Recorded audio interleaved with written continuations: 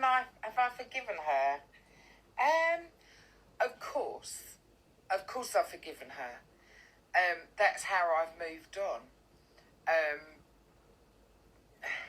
Listen, the things she said to me as a child, this is going to go on a really different radar now. As the things she said, she hated me. She wished she would have aborted me. I'm like my father. And then when I confronted her about it, she never said that. No, you lying. I was 13, between 11 and 13 when she said those things. Have I forgiven her? Yeah, I forgave her a long time ago. But I had to have counselling because of the emotional damage that she'd left. So I think you have to forgive people to move on. So she was really horrible to me as a child, but it was mentally, it wasn't physically, because she wasn't physically strong enough to fight me. Even as a child, I've always been quite strong and been able to handle myself, but mentally, she got me there. And for a long, long time, she fucked with my head and made me feel like I wasn't no good.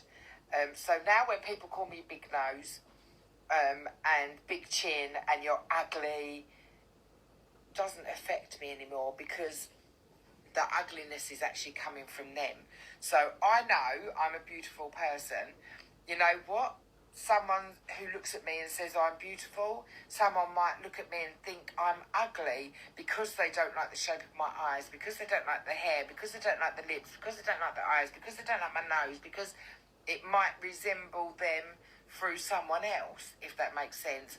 And I learnt that actually I looked like my dad.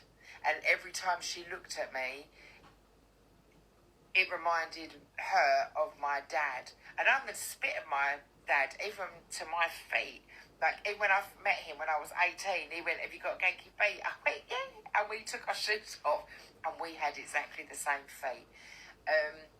My brother, my real brother, Scott, also is the image of my dad. And she can't, she treated him as bad as well.